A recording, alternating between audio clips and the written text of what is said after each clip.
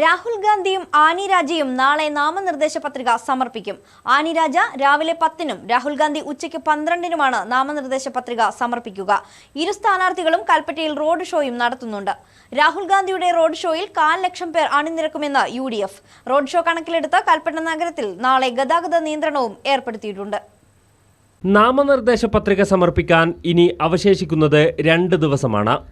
നാളെയും മറ്റന്നാളുമായി സ്ഥാനാർത്ഥികളെല്ലാം നാമനിർദ്ദേശ പത്രിക സമർപ്പിക്കും.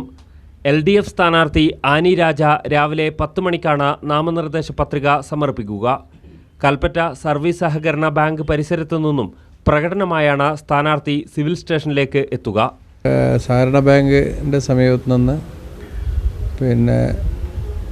പ്രകടനമായി പോയി ഈ കളക്ടറേറ്റിനെ ഇപ്പുറത്ത് വെച്ച് അവസാനിപ്പിച്ച് സ്ഥാനാർത്ഥി 5 പേരെ സ്ഥാനാർത്ഥി നോമിനേഷൻ്റെ കൂടെ പോകാൻ വേണ്ടി കഴിയുള്ളൂ.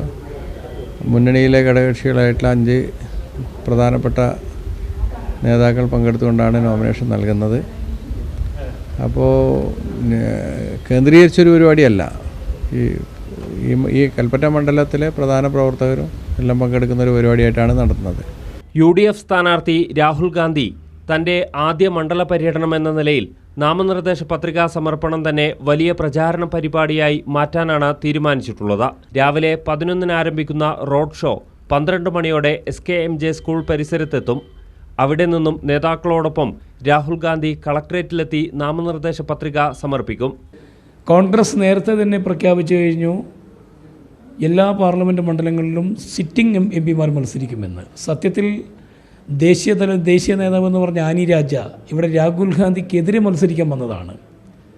ഇവിടെ ഇന്ത്യയാണ് നമ്മുടെ ലക്ഷ്യമെങ്കിൽ, ഇന്ത്യ മുന്നണിയാണ് നമ്മുടെ ലക്ഷ്യമെങ്കിൽ ആനി രാജയെ പോലുള്ള ദേശീയ നേതാവ് ആദ്യം മത്സരിക്കേണ്ടത് ഉത്തരേന്ത്യയും വടക്കേന്ത്യകളിലൊക്കെ പോയി BJPക്കെതിരാണ്. ഇവിടെ രാഹുൽ ഗാന്ധിക്കെതിരെ മത്സരിക്കാൻ വന്നിരിക്കുക.